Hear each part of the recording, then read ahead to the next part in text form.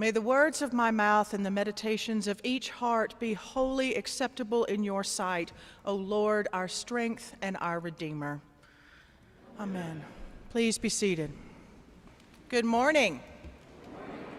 So Jesus is standing in front of the crowd, teaching, bringing the good news to the people. And in so doing, I imagine, he uses all the tools of human speech and public discourse at his disposal. He chooses where to stand so that he can be heard and he can be seen. He uses body language, movement, of course, to keep his audience's attention. And most importantly, he chooses his words carefully. And he gives those words weight with tone, inflection, and mood. So when we get to Matthew chapter 11, what is Jesus' tone here? What is his mood? How would he say these words? Now, our lectionary selection in the gospel today deposits us in medias res, in the middle of things. And as per usual, when a passage starts in the middle of ongoing activity, the activity that precedes the passage has bearing on what happens here. So Matthew chapter 11 begins with John the Baptist in prison, and John communicating with Jesus via messengers. John sends his disciples to ask Jesus the burning question on everybody's mind: are you the one who is to come? Or are we to wait for another? Are you the Messiah or not? Jesus responds by putting the answer to this question, interestingly, right back in the hands of the disciples.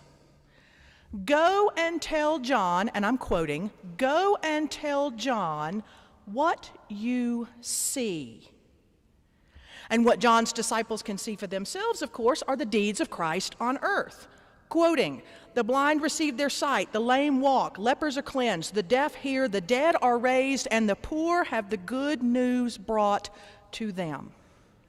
The disciples can see the results of Christ's miracles on earth. They can hear the good news. And so Jesus essentially says, you already have the information at your disposal to answer John's question all by yourselves if you are willing to accept what you see and what you hear.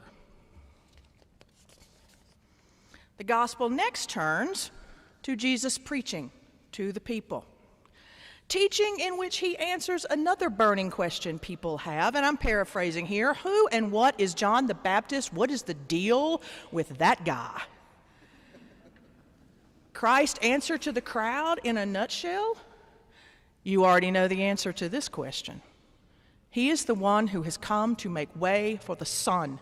He is exactly who he has been telling you he is, if you are willing to accept what you see and what you hear. And now we get to our passages for today, in which Jesus is speaking to the assembled crowd and says, this generation is like children sitting in the marketplace and calling to one another, we played the flute for you and you did not dance. We wailed and you did not mourn.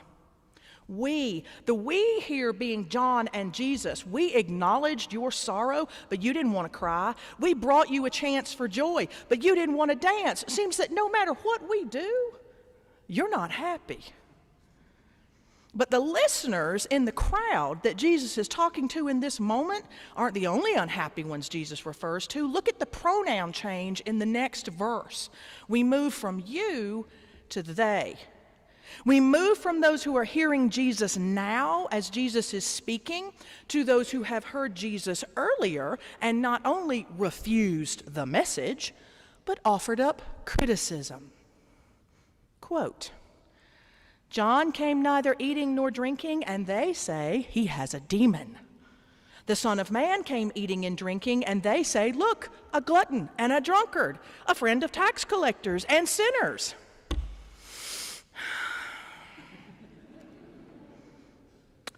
Seems like it would be awfully difficult for Jesus to speak these lines without some affect.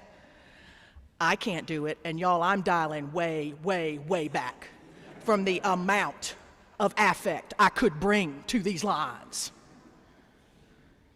Seems like Jesus would have to show some distinctly human emotion here. Yes, he's the Son of God, but he is also the Son of Man, of woman born, with all the emotional resonance that comes from those origins. So when Jesus said, John came around, they didn't like him. I came around, they didn't like me. He sounds like a man who is just done, over it, utterly exasperated. Who among us would really find fault with him if he looked at the crowd and said, "What do you people want? What do you want?" If you've ever been around the 2 to 4-year-old set, you may have encountered what my husband calls the banana must not break. That is the propensity of the child to be disenchanted with whatever the child is offered, no matter how well prepped the child may be for said offering. You would like a banana? Super. I will give you a banana in 2 pieces, and you can hold 1 piece in each hand. The banana is then presented, and the child falls apart. For the banana must not break. So you give the child a whole banana thinking this will help. It will not. For as soon as the child takes a bite of the banana is broken, and the banana must not break.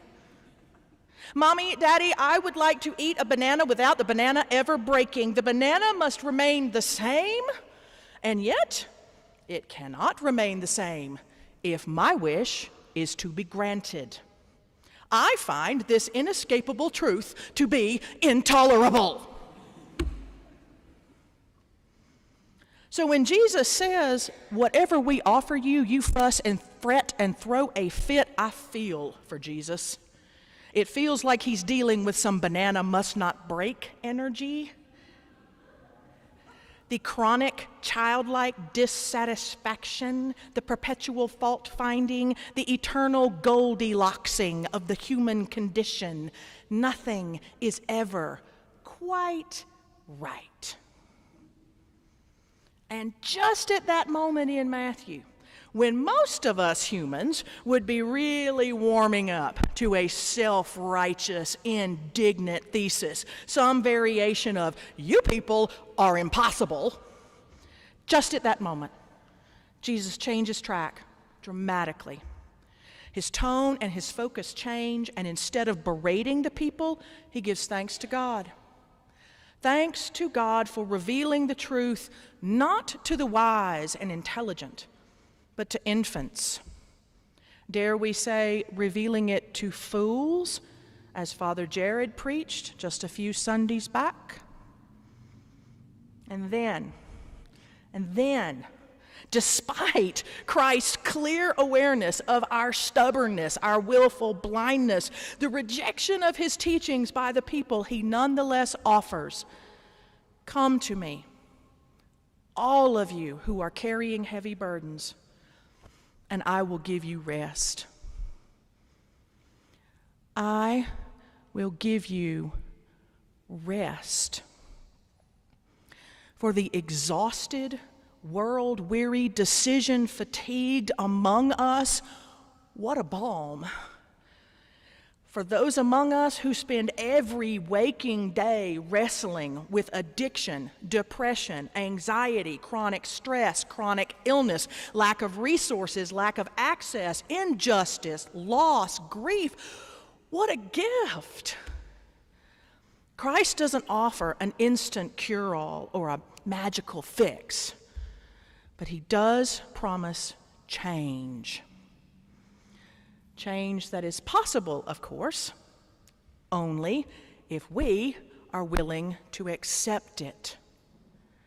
If we are willing to recognize that the banana is going to have to break. if we are willing to be the infants to whom the truth is revealed, if we are willing to put down our burdens, the burdens, and these things are burdens, y'all, make no mistake about it, the burdens of our so-called wisdom and intelligence, our sophisticated ways, our moral superiority, our cynicism, skepticism, and doubt.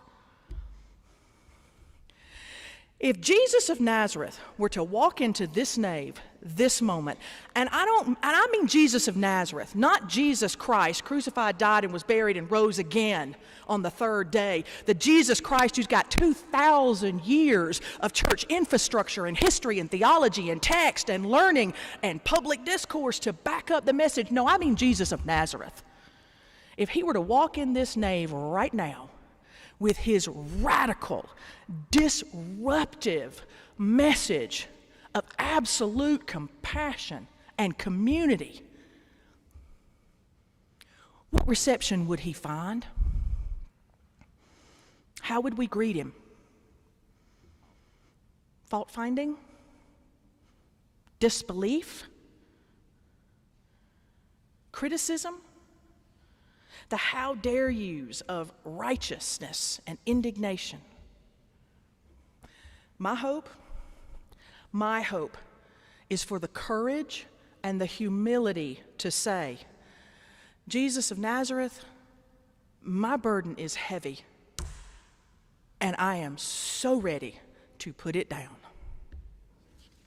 Amen.